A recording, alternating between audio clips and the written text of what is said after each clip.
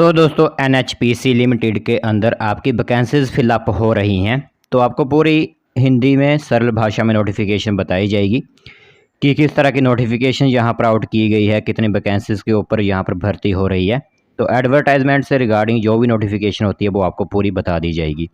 आगे फॉर्म भरने हैं आपने या फिर नहीं भरने हैं वो आप पर डिपेंड करता है, बट नोटिफिकेशन जो है वो आपको पूरी बता दी जाएगी, जिससे रिजेक्शन होने का, सिलेक्शन प्रोसीजर का कोई डर आपको नहीं रहेगा कि क्या यहाँ पर सिलेक्शन प्रोसीजर, क्योंकि आधी अधूरी इन्फॉर्मेशन सभी बता देते हैं।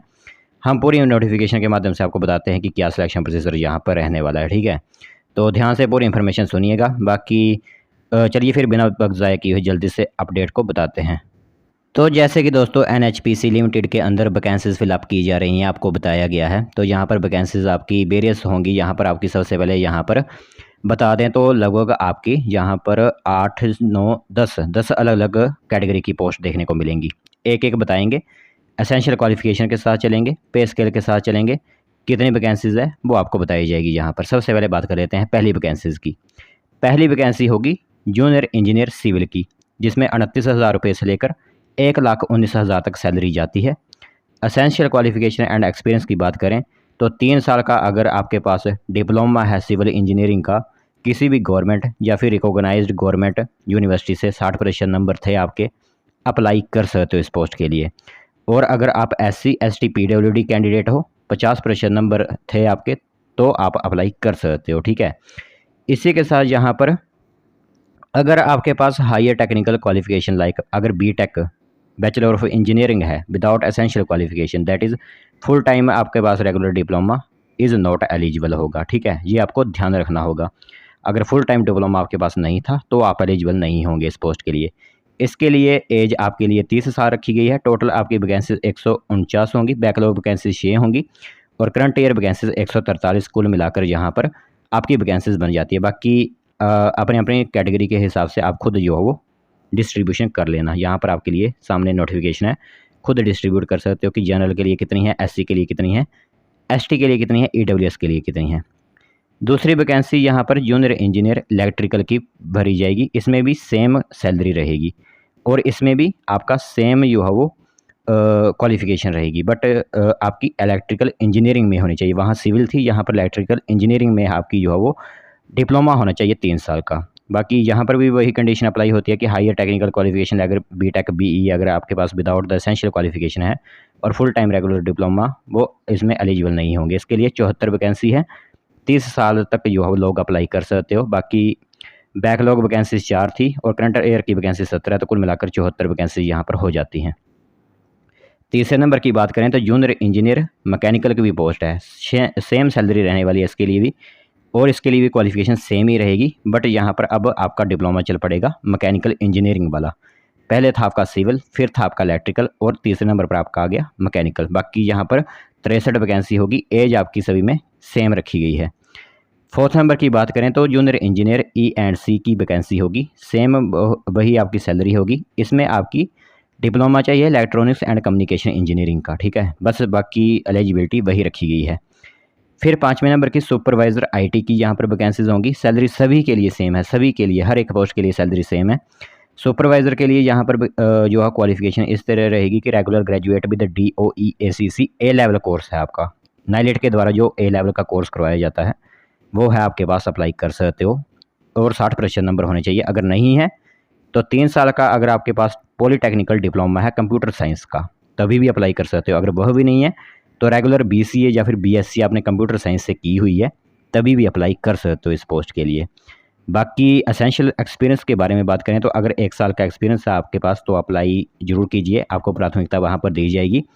बाकी आपको मतलब कंप्यूटर के अंदर सभी काम आने चाहिए। ठीक है, कंप्यूटर के अंदर आपको लाइनक्स ऑपरेटिंग सिस्टम वगैरह जो भी होते हैं वो पूरी तरह से आनी चाहिए। पाइथन वगैरह लैंग्वेज जो होती है, एंगुलर, जावा, वर्डप्रेस वगैरह जो भी है वो पूरी तरह आनी चाहिए, क्योंकि सुपरवाइज़र वहाँ पर आपको IT सेल के अंदर रखा जाएगा। तो कंप्यूटर की नॉलेज जितनी है आपके पास तो अप्लाई जो है वो आप कर सकते हो।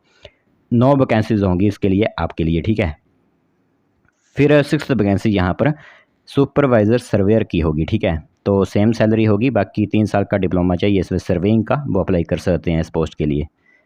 19 वैकेंसी होंगी इस पोस्ट के लिए। आगे 7वें नंबर की होगी सीनियर अकाउंटेंट की। अकाउंटेंट मतलब है कि आपका अगर चार्टर्ड अकाउंटेंट पास की हुई है, आपने इंटर सीए पास किया हुआ है तो अप्लाई कर सकते हो। 28 पोस्ट रहने वाली हैं। जो कॉमर्स लाइन से आते हैं उनके लिए भी वैकेंसी है। साइंस स्ट्रीम वालों के लिए भी वैकेंसी हैं, कॉमर्स स्ट्रीम वालों के लिए भी वैकेंसी यहाँ पर हैं और आर्ट्स वालों के लिए भी हैं। तो यहाँ पर हिंदी ट्रांसलेटर की नेक्स्ट वैकेंसी होगी 8वीं। तो हिंदी ट्रांसलेटर के लिए आपके पास मास्टर डिग्री होनी चाहिए, university in Hindi with English, ठीक है। तो अगर आपके पास है तो अप्लाई कर सकते हो। एसेंशियल एक्सपीरियंस यहाँ पर चाहिए कि 1 साल का एक्सपीरियंस है अगर आपके पास तो अप्लाई कर सकते हो इस पोस्ट के लिए। यहाँ पर टोटल आपकी 14 वैकेंसीज रहने वाली हैं। 9th नंबर की आपकी ड्राफ्ट्समैन की पोस्ट होगी, जिसमें सैलरी अब थोड़ी सी चेंज हो गई है, यानी 25,000 रुपये से लेकर 85,000 रुपये सैलरी होगी। मैट्रिकुलेशन पास इसमें अप्लाई कर सकते हैं। इसी के साथ ITI इन ड्राफ्ट्समैन सिविल ट्रेड में आपके पास है तो अप्लाई कर सकते हो। तो ITI वालों के लिए भी यहाँ पर खास मौका है, मतलब हर एक वर्ग को यहाँ पर नौकरी दी जा रही है। फिर ड्राफ्ट्समैन आपकी इलेक्ट्रिकल मैकेनिकल में भी आ जाएगी, जिसमें मैट्रिकुलेशन ही चाहिए, 10वीं पास और ITI है ड्राफ्ट्समैन मैकेनिकल इलेक्ट्रिकल में, तो अप्लाई कर सकते हो इस पोस्ट के लिए। तो काफ़ी इंपॉर्टेंट न्यूज़ जो थे मैंने आपको बता दी कि 10 पोस्ट जो है वो अलग अलग कैटेगरीज़ की निकली हुई हैं। इसी के साथ बेंचमार्क डिसेबिलिटी जो पर्सन हैं उनके लिए भी टोटल 14 वैकेंसीज यहाँ पर रहने वाली हैं, ठीक है। अब यहाँ पर मैं आपको बता देता हूँ कि कंपनसेशन पैकेज जो हो किस तरह का रहेगा। तो कंपनसेशन पैकेज मैंने आपको बता ही दिया वैसे। फिर यहाँ पर एप्लीकेशन फ़ीस की बात करें तो सिर्फ और सिर्फ 295 रुपये लिए जा रहे हैं आपसे general, EWS and OBC category के लिए। SC ST और एक्स सर्विसमैन, फिजिकल हैंडीकैप लोगों के लिए कोई भी फ़ीस यहाँ पर नहीं ली जा रही है। सिर्फ जनरल, EWS और OBC के लिए 295 रुपये फ़ीस होगी और 18% GST होगा। अब जो इंटरेस्टेड कैंडिडेट्स हैं उन्होंने पूरी यहाँ पर पोस्ट की डिटेल्स सबमिट करवा दी मैंने आपको। अब जो इंटरेस्टेड कैंडिडेट्स हैं वो सिंपल अप्लाई कर सकते हैं, चाहे वो साइबर कैफ़े में जाकर अप्लाई करवाएं या घर बैठे अप्लाई कर सकते हैं, वो भी ऑफिशियल वेबसाइट www.nhpcindia.com पर आपको जो है वो ऑनलाइन अप्लाई करना है, जिसमें आपको जो है रजिस्ट्रेशन वगैरह करनी है। तो वो पूरी आप यहाँ दे सकते हो। स्टेप 1 आपका जो है वो आपने इसमें करियर वाले सेक्शन पर जाकर जो है वो लॉगिन होना है, वहाँ पर रजिस्ट्रेशन करवानी है, अपने डेट ऑफ बर्थ वगैरह, आपके जो भी एजुकेशन क्वालिफिकेशन के सर्टिफिकेट होंगे, आपकी फ़ोटो वगैरह, सिग्नेचर वगैरह वो सभी लिए जाते हैं। जैसे हर एक फॉर्म भरा जाता है ऐसे ही आपको फॉर्म वो भरना है। फिर सिलेक्शन प्रोसेस की बात करें तो सिलेक्शन प्रोसेस यहाँ पर एक कंप्यूटर बेस्ड ऑनलाइन टेस्ट आपसे लिया जाएगा, ठीक है। कंप्यूटर बेस्ड ऑनलाइन टेस्ट लिया जाएगा, जिसके लिए जो जनरल, OBC और EWS कैटेगरी के लोग हैं उनके लिए 40% नंबर जो है पास करना जरूरी है इसमें, ठीक है। 40% अगर आपने नंबर में पास किए हुए हैं तभी आपका जो है वो कंप्यूटर टेस्ट चेक किया जाएगा, फिर नहीं तो आपको बाहर निकाल दिया जाएगा। मतलब 40% नंबर आपको यहाँ पर लेने ही हैं और SC ST वालों को सिर्फ 35% नंबर यहाँ पर लेने हैं। टेस्ट सेंटर की बात करें तो 18 सिटी, यानी सिटी आपकी होंगी अहमदाबाद, बेंगलुरु, भोपाल, भुवनेश्वर, चंडीगढ़, चेन्नई, देहरादून, दिल्ली, गंगटोक, गुवाहाटी, हैदराबाद, ईटानगर, जयपुर, जम्मू, कोलकाता, लखनऊ, मुंबई, रांची में आपके जो टेस्ट के सेंटर्स बनाए गए हैं। यहाँ पर आप सेंटर देख सकते हो अपना जो पास में है। हिमाचल वालों के लिए जैसे चंडीगढ़ पास है, कई जम्मू प्रेफर करते हैं वो वहाँ पर जा सकते हैं। फिर आपका medium of examination both language में आएगा, यानी इंग्लिश एंड हिंदी दोनों में आएगा। 3 घंटे का आपका एग्ज़ाम होगा, 200 नंबर का आपका एग्ज़ाम होगा। सब्जेक्ट जो होते हैं जूनियर इंजीनियर सिविल को पता होगा किस तरह का यहाँ पर जो हो आपके सब्जेक्ट होंगे, जिसमें पार्ट 1 में आपके 140 MCQ होंगे, 30 MCQ होंगे आपके यहाँ पर, 30 MCQ होंगे। बाकी इसी तरह जो हो आपके यहाँ पर सेक्शन प्रोसीजर होगा। तो यहाँ पर जूनियर सिविल वगैरह के लिए यहाँ पर सेक्शन प्रोसीजर इस तरह का होगा, ठीक है। तो बाकी बात करें आगे, तो जनरल इन्फॉर्मेशन मैंने आपको बता दी जो भी थी। अब यहाँ पर बात आती है कि लास्ट डेट क्या रखी गई है। तो लास्ट डेट आप देख सकते हो कि 9 जून 2023 से आपके फॉर्म भरना स्टार्ट हो चुके हैं और 30 जून 2023 रात्रि 12 बजे तक आप कभी भी फॉर्म अप्लाई कर सकते हो। तो नोटिफिकेशन मैंने आपको बता दी, जो भी इंपॉर्टेंट टर्म्स होती हैं जैसे वैकेंसीज़ की डिटेल बता दी, उसमें सैलरी बता दी, एसेंशियल क्वालिफिकेशन बता दी, किस तरह जो हो आपके सिलेक्शन प्रोसीजर है यहाँ पर वो बता दिया, किस तरह की एप्लीकेशन फ़ीस ली जा रही है, कैसे अप्लाई करोगे। मतलब जो एडवर्टाइजमेंट के लिए जितने भी इंपॉर्टेंट नोटिफिकेशन होती हैं वो पूरी आपको बता दी और लास्ट डेट भी आपको बता दी है।